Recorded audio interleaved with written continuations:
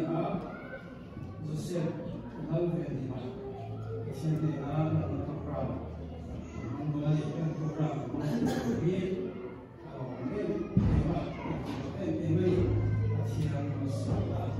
ini kan fate baptisma santi emo manna emo kan de chudi asian de na le ta ten ko tu le zomian ra na ania kan fate asian de na kan lan chudi nu le pate le ko san de imam ani Krista an ko nga zomian turin pasianin musim le kuta apekte nia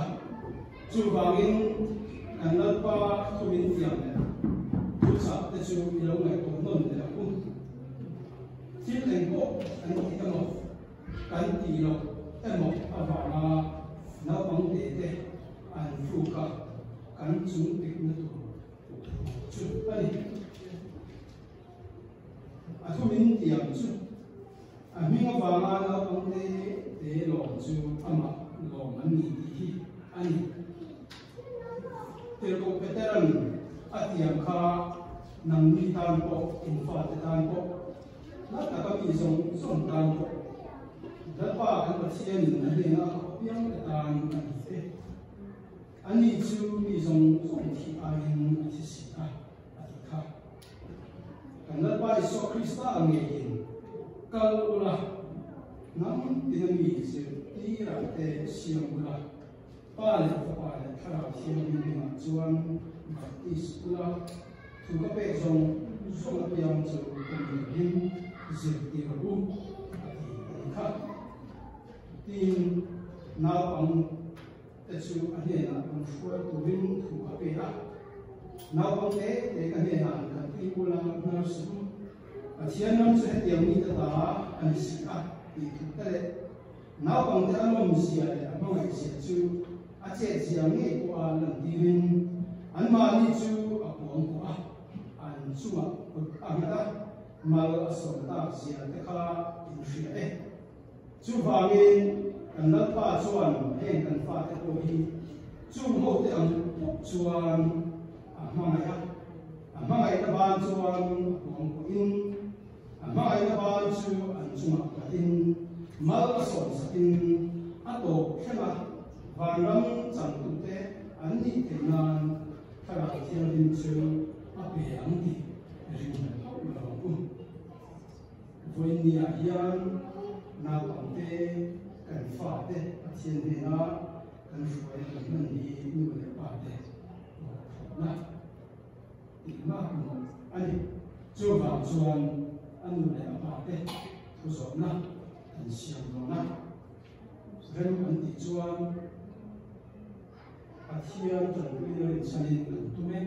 ti in ka so na sa hian an cha sa ani u van la sa ni dal be to ru in fa pa Joseph dal ve ni mai Isu Krista rin na kong atsuan lo se gela lo riting turin tutak kong ate thiam din na kong ate chat na kong ate in te to ka ama ka shuai le zirtir turin Christian su kwa chatak ne tum ang Matthew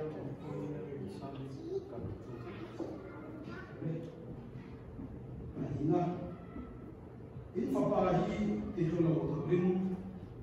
in nunda le in chelsea te in ke to pa in thiam in tum ang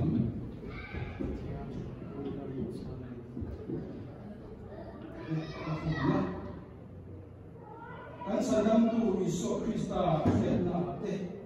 vinna te le in ko na thiam din chu chan turin ko san ho te khom na se tu na te ti vese tura nun fo in tu ma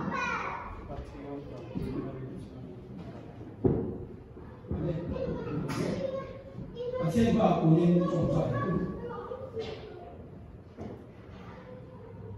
tan nung na le mi thi tan ko le na thian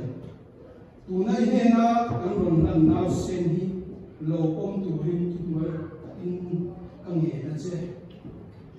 Krista zui tu di kap alo ni ze te nan le an na pa iso Krista mi tiam cha tu an rama chuan a om the tu rin chan puin mal ni song sa che kan pa va ne mi an le pa te le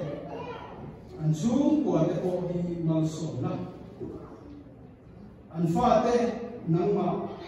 ti tu le mai tu ra se ti ra ka choi ti fin na te khia thiam na te pe na an fa te hi la pa tu nun na le en ko na le tu thiam ni rin na chuan wi ting tu ra se ti ti tu rin mi kharau pe am che an kan tu le pala iswar mi kan ni le amen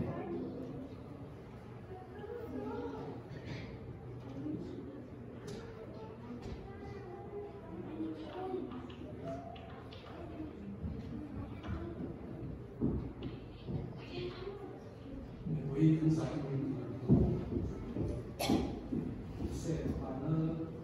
a le ke ya ma so sana le ma den ti chuan ma me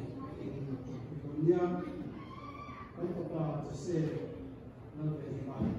pa le ko pa le tha la thiam hu ni ma chuan ma ko so ma se amen we nya ya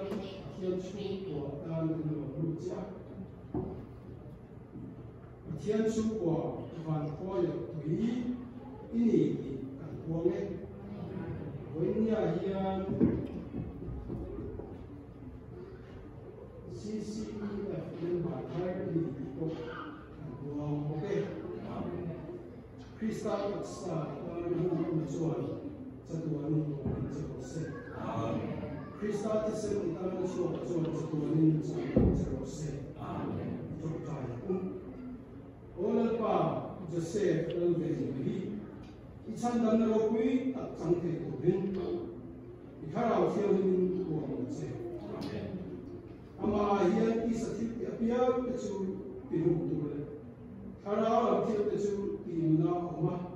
alo kun ne to se ke to bin I so bin ma kan so le amen e ko be isa cha na so zong song te ne ana tu ni te to binSak na le tin ki te na pe ang che an le pa te hi an fa te tan ki rong bo tu chata lo ni tu le an fa te ni mo en ko en tom tu chata an ni fu ke na ta ku na an tong ka ni te chu lo mai ta sa an ni tho yo te chu ta ni ku lo ni fu ro se ni so Krista bin amen